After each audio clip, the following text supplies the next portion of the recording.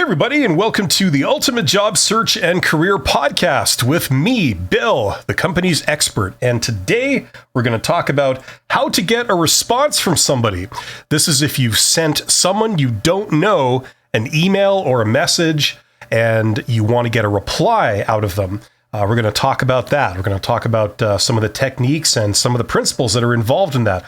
Also, in this episode, we're going to talk about why job hopping works. So job hopping, that's moving from job to job to job. Now, the context I'm talking about is not doing this every 2 weeks, but staying a reasonable amount of time at a job, maybe say 2 years. Okay, a lot of people, they may have the option of staying in a place for 20 years, or they could move around. They could take a new job every 2 years. And it's a well-known thing that a great way to increase your compensation rather rapidly is to job hop and not stay in the same place and wait for a promotion. So we're going to talk about how to do that. We're going to talk about the principles at play. But first, I want to thank everybody for listening. You guys are awesome. I hope you know that. I appreciate your attention, and I appreciate the comments that you guys send in and the questions that you send me.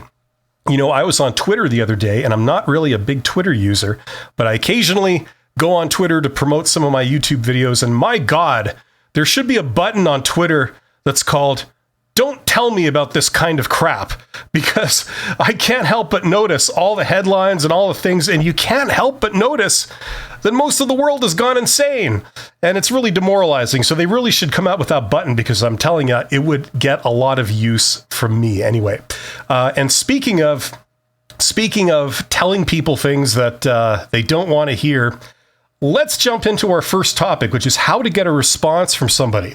Now, I have seen this firsthand. I get a lot of people that send me emails, and but this is kind of a general theory that I'm not talking about myself. I'm talking about just how you operate in the world. If you live in the world, you should know how to do this. And that is send an email to somebody that you don't know and write it in such a way that you can actually get a response. A lot of people don't seem to know this, so let's talk about it. Okay, if you are sending someone a message, whether that's on social networking, you're sending them a little blurb, or you're writing a full-blown email or a message in any other form, a couple of points here. Number one, please put your full name and title, okay?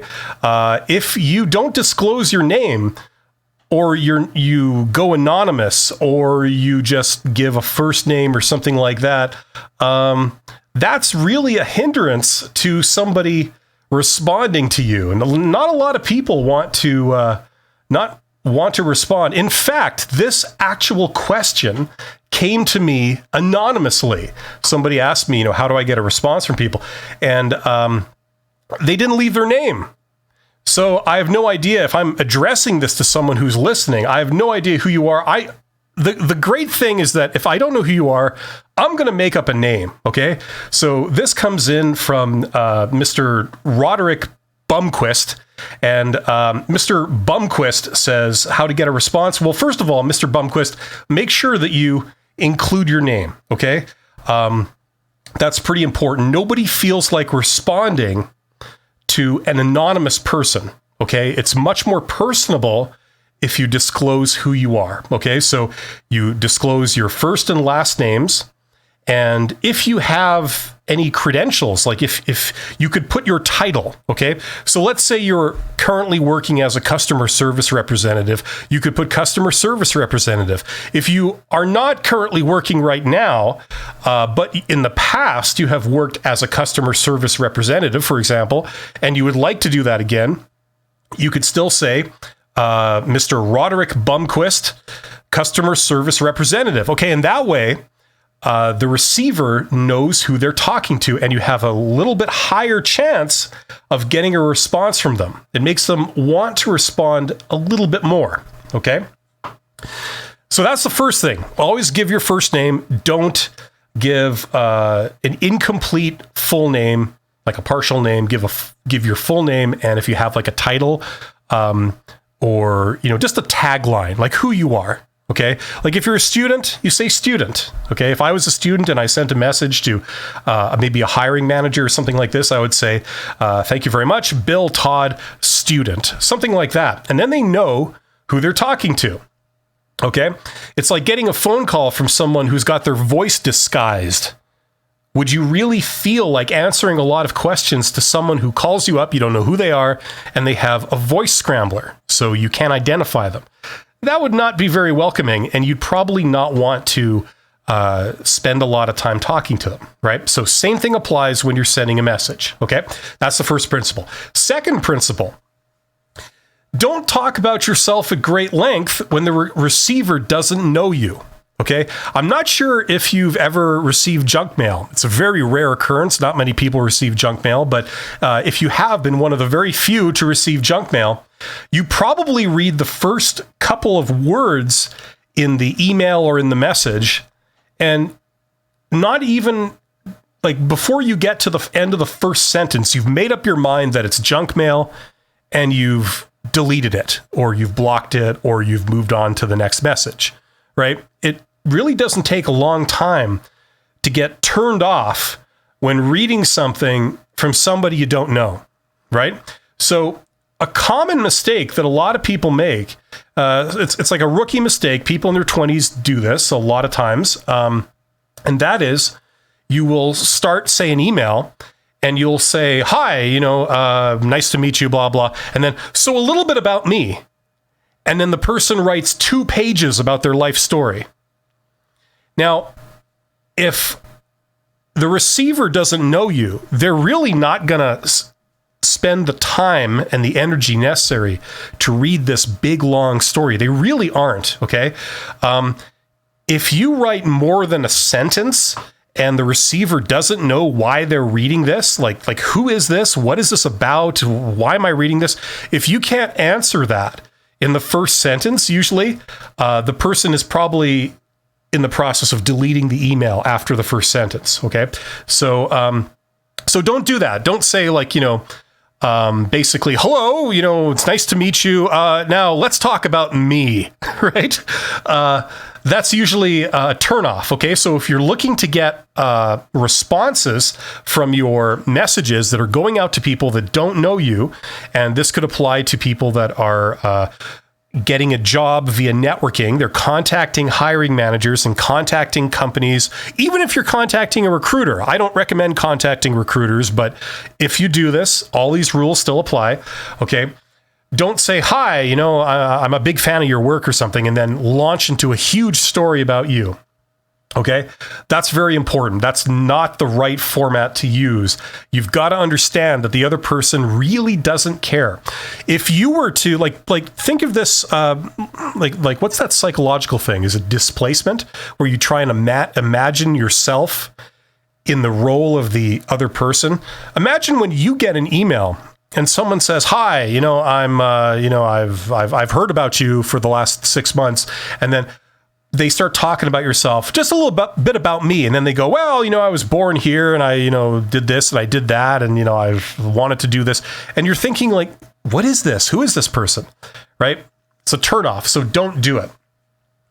Okay. And then that's the second point. So number one, always give your full name. Don't send a note anonymously. People think that what they're doing is so secret that they can't disclose their name. Well, I got news for you. If it's so secret you can't disclose your name, then I'm not interested. I need to know who I'm talking to.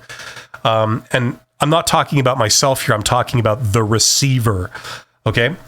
So number one, give your full name. Number two, don't talk about yourself at great length when the receiver doesn't know you. And number three, okay, put tailored info about the receiver up front.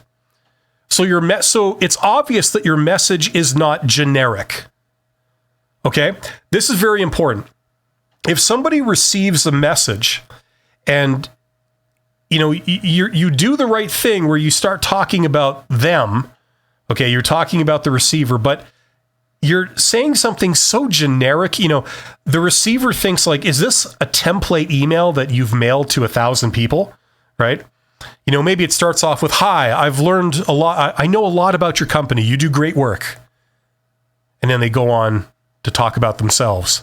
It's like, well, that's not really, that's very generic. Like, what do you know about my company and in what way do we do good work, right? That's very important. Don't put a generic greeting, okay? Now, an example of a non-generic greeting would be, I'm just trying to make this off the top of my head, but it would be something like, hello, I've heard a lot about how your company is getting into this particular type of product. And I know that you guys are a leader in this particular market, and you've recently acquired this other business. Something like that. I mean, that's maybe not the greatest example, but that's something that the person would not email to 1,000 people, right? That's the idea. You need to put something specific when you talk about the receiver, and you need to do this up front. Okay.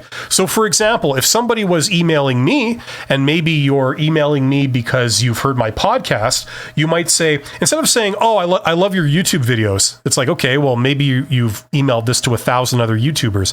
You could say, oh, I really like your Ultimate Job Search and Career podcast. I like how in the last episode, you really explored this topic. I thought when you explained this point, that was really good. Something like that.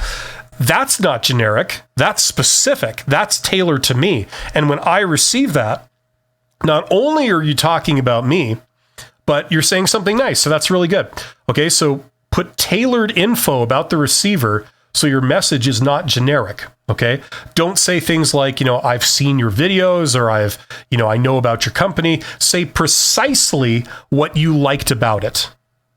Okay, presumably you like something about this person or something they're associated with. Okay, that's why you're communicating with them. So you got to say what it is, right? If you're a professional, imagine you're at your job. Okay, whatever you do. Let's say you're a project manager and you get an email from somebody you don't know. Okay, and the email starts by saying, "Hi, I've heard a lot about your company. I know that you guys take great pride in how you manage projects. And I know that, you are making inroads into this type of business, something like that. I think you're doing a great job, right? And that frames why the person is contacting you. Right? I'm wondering if you could put a good word in for me as I'd like to work at your company, something like that, right? So you start off by saying something tailored, okay? The odds of them responding to your email or your message go way up, right? When you do this, okay? So make sure, rule number 3, put tailored info about the receiver up front so that the receiver knows that your message is not generic. Okay. I actually get a lot of companies that contact me on a regular basis for a variety of reasons. And the YouTube stuff that I do, I get companies, I don't know what they want. They're like, they want you to join networks. They want to do promotions. They want all kinds of things. And they always start off by saying, your videos are really great. And then they launch into talking about themselves. Now, obviously, this is a template message that they send to God knows how many other YouTubers. So they don't really know me. At least I'm left with that impression. And right off the hop, I'm not responding to them simply because of that. So and I'm not, trust me, I'm not the only one that thinks like this. This is how normal human beings think, because I've said this before in my podcast, but I've contacted hundreds of CEOs. I've had informational interviews with hundreds of CEOs. And, this is how people behave, right? If you want to get a response, you got to keep in mind these principles here. And finally, the last kind of point I want to make about this is you should have, if you don't know the receiver, you should have an immediate compliment. Okay. Right up front, when they start reading your message, you should say something nice, okay? If you got a message from someone and they said, like this is from someone you don't know, and they said, I know of your operation. I know that you're the project manager for this particular branch of the company, and I've heard great things about how you guys put together this particular project last year, and I think that was fantastic the way you guys did that. Something like that. It's like they're talking about you and they're saying something nice. Now, what that accomplishes is now the receiver is interested to hear what comes next, right? They're not deleting the email. They're not moving it to the junk folder. They're actually reading onwards, and now they're interested. Okay? You're talking about them, and you're saying something nice, and you're saying something specific. Okay? So that's a great way to open your message. Okay? Don't start talking about yourself. Don't say something generic. Say something nice. Say something specific, and it's a compliment. Okay? You put that up front, the odds of people then reading the bulk of your message go way up. Okay? Now, just some additional points here. If what we're talking about is, if you're doing a LinkedIn connection, and I've talked a lot about this, if you're networking via LinkedIn, and the same thing applies to Facebook and other things, but if you're sending a connection request, okay, always add a note, okay? Add like you can add a little bit of text with your connection request. If you don't know the person, okay, always send a little blurb there. Make sure you talk about them, okay? People want to hear about themselves. You want someone to be interested in your message. You want someone to read it. You want someone to respond to it. You talk about them. A lot of the temptation is for you to talk all about yourself to somebody. Right? That's what a lot of people have the instinct for doing. They send a message and maybe they're looking for a job. So they're tempted to immediately start talking about themselves. Well, I have this skill and this talent and this experience, right? This is why I would be a great fit for this, blah, blah, blah, blah, blah. Right? It's all about you. That's not really the right approach. Trust me, it isn't. Okay? If you want the other person to take an interest in you, to want to read your message, to want to listen to what you have to say, you talk about them. Okay? And show, how can I put this? Show polite appreciation. Make it professional and be polite and say, thank you very much. I appreciate you reading this. And if you do take the trouble to respond, I would be very, very grateful. Thank you very much. Have yourself a great day. So very polite, very professional, and show appreciation. And people respond to that. Okay. Especially when they feel that it's not generic, it's tailored specifically to them, especially when they feel that you know exactly who they are. Okay, and that you've said a bunch of nice things about them. They are happy to give you their time. They are happy to give you a response. It's almost like a weird payback for like you giving them a compliment. If they believe the compliment's genuine and it's informed, it makes people feel good. And as a response, as a return of that favor, they can respond to whatever it is that you're asking about. So these are some principles to keep in mind, okay? Don't make these mistakes. And if you follow these principles, the odds of receiving a response go way up. They go up from something like 1% or lower up to maybe 30 or 40%. Okay? And we're talking about people you don't know. So if you sent this type of message out to, say, I don't know, 10 people you don't know, 10 hiring managers, you can get a response from 3 or 4 of them. Now you're talking to 3 or 4 hiring managers. Okay, if you send it to 100 people, you're talking to 30 or 40 of them.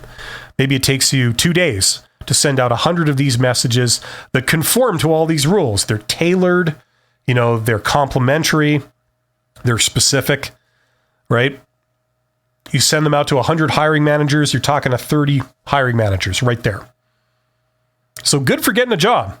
Anyway, hopefully that makes sense. That was a response to my close, intimate friend, Mr. Roderick Bumquist. So hopefully that answers your question. Thank you very much for sending that in. I love talking about this stuff.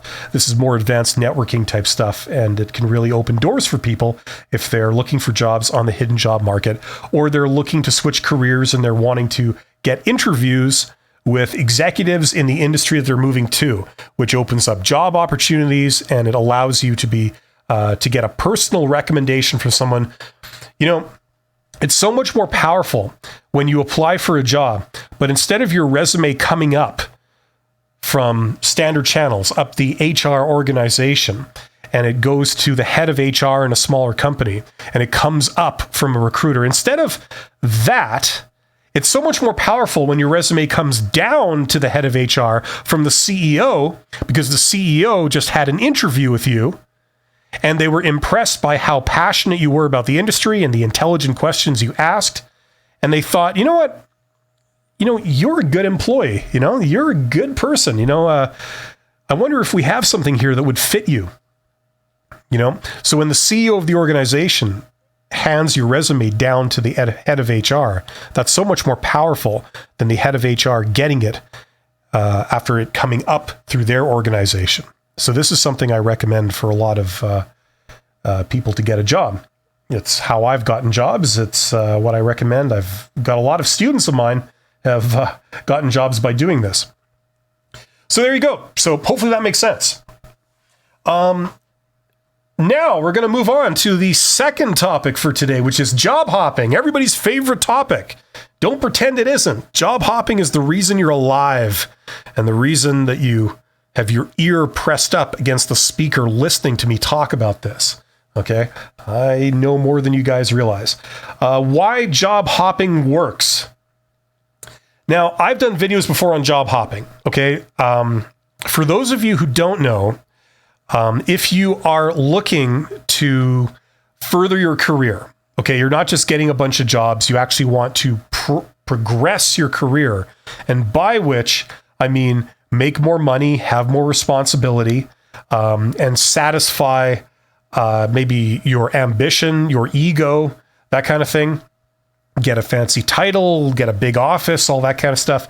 If you're looking to do that, there's two obvious career tracks, right? The traditional one, which is you stay in an organization for a long time. And this second option where you keep jumping around between organizations and taking jobs as they come up. Okay. So for example, let's say you're a supervisor and you've been working as a supervisor for 5 years and you want to eventually be a manager in your industry.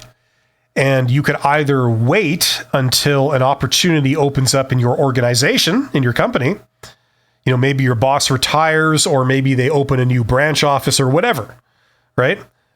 Alternatively, you could quit your job and get hired at another company in your industry that is opening a branch office now and they need a manager. So you apply for the manager job. Right now, when you apply for that job, you say, hey, I've been working for your competitor. I've been a supervisor for 5 years. And the next job up is manager. And I feel I could do it. I have the training. I have the experience. I have the ambition.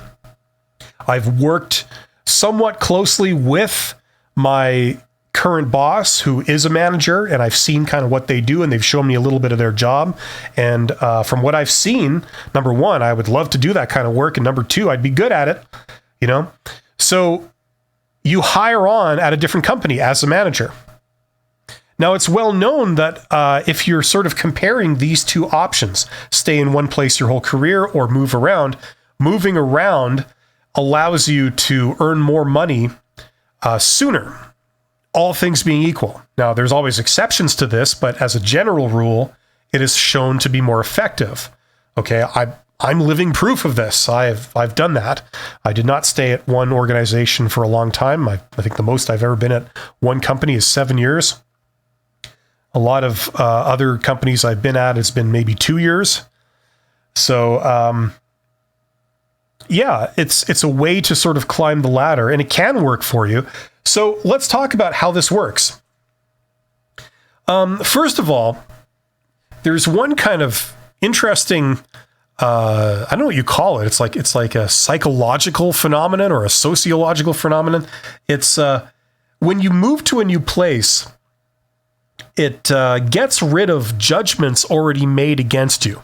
Okay, so let's say you work at a company, and let's say you have a boss, and the boss decides that you're not really promotion material. You maybe when it was your first job you got right out of school or something. So you had to learn everything from scratch. When you started, you were very green. And so your boss, whenever they look at you, they remember that very green person that started with their organization, and they had to teach them everything, even the really basic stuff. So in their mind, they regard you as like, oh, you're a junior employee. You're new, you're not a leader. You're not someone that's like leading.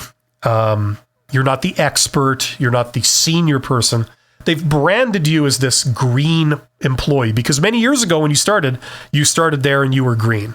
Okay. Well, the problem is that if that's how you're perceived, and you're always going to be perceived that way by your coworkers and your superior, if you switch to another company, that's a way of wiping the slate clean. Okay. It's a chance for you to make another first impression. And this time, you're not giving the impression of someone who's green right out of school. That's not how they're regarding you. They're regarding you as an experienced professional. So right off the hop, they have a different perception of you. They regard you as, more experienced, more valuable. They regard you as more of a leader. They haven't made this judgment that, you're the junior person and, you're not really management material. They make a whole new first impression of you. So you get to start over again in a way, and you get to make another first impression. So that's one of the principles here. So for example, if you asked your old boss to place a value on you, and this could be in terms of compensation, or how much, value you are to the company, they might say, well, they're sort of entry level, kind of employee. But if you were to move to a different organization, you took a different job and they hired you at this new company, and one was to ask your new boss, what's your impression? Like, what's the value of this employee? Place a value on them.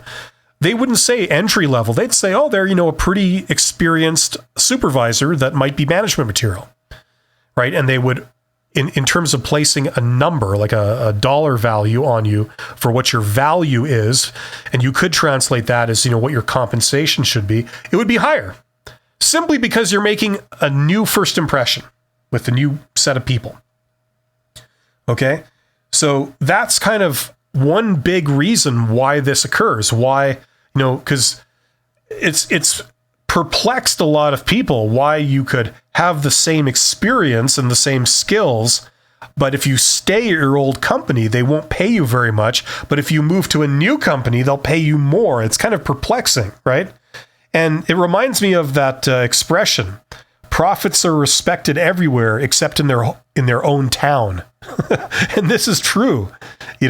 People place more value on you when they're just meeting you than people that might have worked with you for years and they've known you for many years. They remember when you were just starting out, and in their minds, that's how they view you, as the person who's just starting out. That could have been 20 years ago. That could have been 30 years ago. But in the back of their mind, they feel that, you're still the junior person. You're the kid that's just starting out. So it's a great way to overcome that. So that's one of the great things about job hopping. It's a time to refresh your perceptions. Now, the flip side of this, of course, is that what I'm giving you and what I'm talking about with the job hopping thing, that is assuming I don't know if it's a best case scenario, but it's a good case scenario. It is possible to jump from the frying pan into the fire. It is possible to leave a good job to get hired at a job you thought was better, but it turns out to even be worse. So that is certainly possible. That does happen to quite a few people. So, that's always the risk you run, right? You take a risk when you jump to something new. Now, sometimes it can pay off or sometimes it can fall flat. So the thing is, though, if you want to play it safe, you play it safe. But if you want to take a risk, that's where you get a chance at jumping into a situation that's better, and they'll pay you more and it will be sustainable. So that's something to think of. Okay. Now, normally, I would warn people about the risk to a degree. However, right now, in the climate of opinion we have, in the state of the labor market and the state of the economy and the world economy and all this right at the moment with the Great Recession, the Great Resignation. I almost said Great Recession there, but the Great Resignation and things like this. There are some opportunities now. So if you would like to jump, if you're going to do this and you think it's a good idea, this is one of the better times to do it. If you're into that, I don't want to give specific advice for people, but if you've done your homework and you know what you're doing and you're not jumping blind, chances are pretty good now that something will work out for the better. So I just want to throw that out. It's interesting because everything I've said today is kind of totally contrary to my instinct as an executive manager or an executive or a CEO. It's the total polar opposite. Speaking as a CEO, I wouldn't say any of this. I'd want people to stay. That's what's best for business. You have talented people, you keep them, you warn them about the risk of jumping, right? But, what's good for the company and what's good for the individual are two completely different things. And in this podcast, I'm wearing the hat of what's good for the individual. So it's just interesting how those incentives completely conflict. Anyway, so hopefully that makes sense. That should hopefully explore that topic of why job hopping works, why it's a thing. If you're interested in this, I encourage you to do your own research on job hopping. And what's interesting is that if you talk to recruiters by definition will dissuade you from doing this because it's contrary to what their incentives are. Recruiters want to keep turnover, like employee turnover, low. They want to keep people at the company or in the organization. They don't want people to quit their jobs and jump to other organizations. So all things being equal, if you were to ask a recruiter, what should I do? They will say, the job hopping is bad. They will warn you about, it's very risky. And this whole thing of being able to make more money, well, that's not really true. All I'll say is do your own research because you've also got to consider the source of who's making what recommendation, and for what it's worth, I have no interest in this other than to try and help people. The more people I can help, the more people will watch my videos. At least that's the reasoning. I'm not a recruiter, I'm not recruiting, and I'm not trying to undermine a day job or anything. So that's what's from the perspective of the individual. That's how it plays out. So do your own research and check it out if you're interested. Otherwise, I hope you found that interesting. I'd like to remind everyone, if you like what you heard, you can't get enough of my extraordinarily acute wisdom and my beautiful speaking voice. Check out the other episodes of this podcast and subscribe to both my YouTube channels where I have this podcast as well as videos where you can actually see my face. And I'm feeling good this week because I've finally released my $100 MBA course. So if you are interested in learning business, learning it properly, from the same source material as universities teach in their MBA programs, which is the gold standard for how to learn business, but you're not really interested in taking 2 years of your life to do it and spending 5 figures to go back to school. You just want the knowledge. You don't really care too much about the qualification itself, the piece of paper. If that's of interest to you, check out my course, the $100 MBA. And it's there's a link to it in the description box under this video. So check that out. And if that's what you're looking for, I believe I have an incredible product, incredible bang for the buck. Basically, I recommend a list of books. These are the textbooks that are used in MBA programs around the world. Some of the top universities that have the top-rated MBA programs use these textbooks. So when you enroll in their programs, you're reading this book. This is what you're working from. And you can just buy the book off Amazon and read it at your own convenience to the depth you're interested in. You don't have to worry about doing assignments or tests or exams or anything like that. You could just read it on your own schedule and to the extent that you're interested. And you don't even have to read everything. You can just read the bits that you're actually interested in. And that's how you can learn this. I provide you the book list, and I provide you something like, I think it was 6 hours of videos where I walk you through every topic, and I give you some insights that I can give from my experience as a CEO and as a mentor of startup founders and a consultant for small business, small, medium-sized enterprise. So all that in my course. So check that out. A link in the description.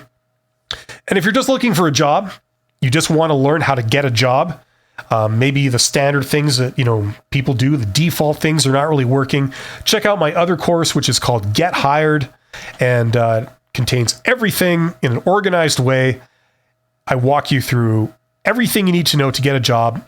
And this applies to people that are switching careers, or they're doing non-standard career paths, or they're looking to break into a middle management type position from the worker level. Check that out. Also, link in description. Thank you very much for your attention. You guys are awesome. If you have any questions, leave them in the comments below the video, and I will respond to them either directly in the comments or in future episodes. Thanks so much. Have yourself a great couple of days, and I will see you on the next episode. Take care.